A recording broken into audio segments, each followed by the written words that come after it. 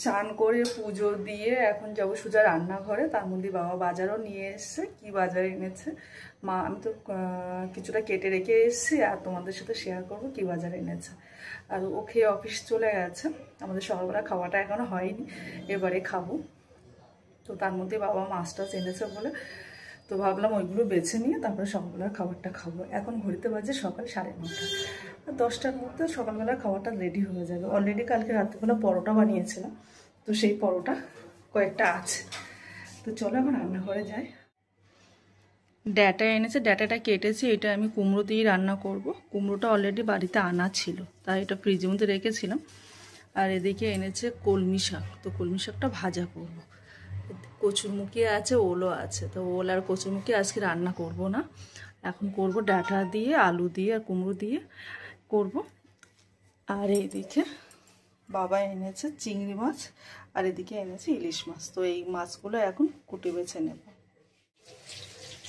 রান্নাটা আমি বসিয়ে দিয়েছি। এদিকে আমি কলমি শাকটা কেটে নিয়েছি, আর ওল দিয়ে আজকে রান্না করছি। তার জন্য ওলটা কেটে আমি নুন দিয়ে সেদ্ধ করে রেখেছি। আর মাছ ভাজা শুরু করে দিয়েছি, ভাতটাও ফুটে গেছে।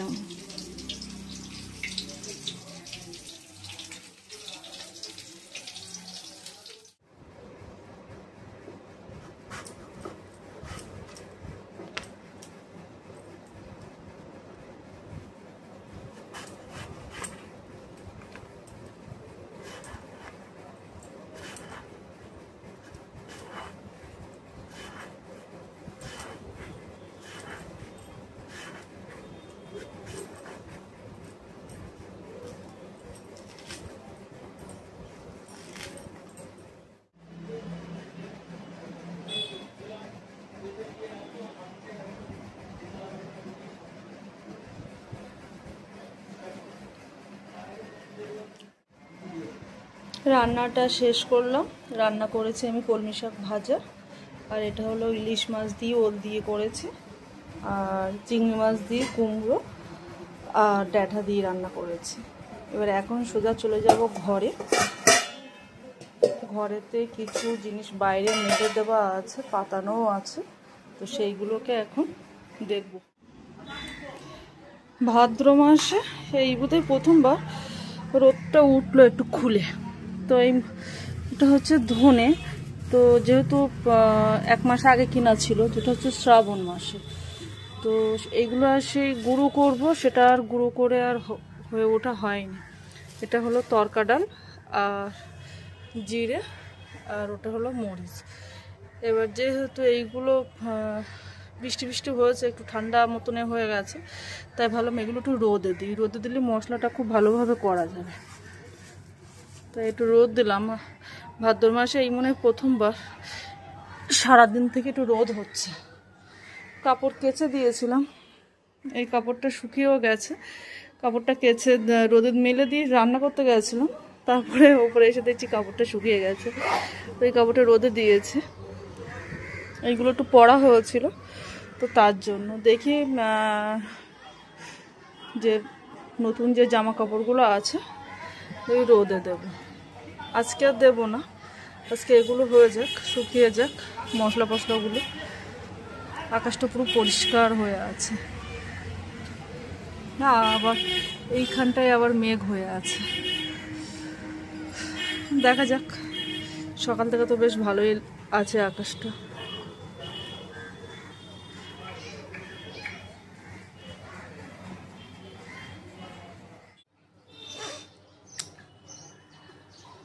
দুপুরবেলা খাওয়া দাওয়া শেষ করে ঘরে এসেছি, আর বাইরে এসে দেখছি যে আকাশটা একটু মেঘ হয়েছে, মনে হয় বৃষ্টি হতে পারে, সম্ভাবনা বোঝা যাচ্ছে না।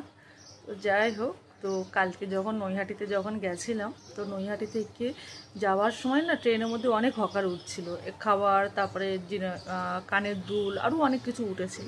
তো তার মধ্যে উঠেছিল এই চাবির রিংটা। তো আমি একটা চাবির রিং কিনেছি, সেটা আমি তোমাদেরকে দেখাই। খুব সুন্দর, আর দামটাও খুব কমের মধ্যে পেয়ে গেছিলাম। তো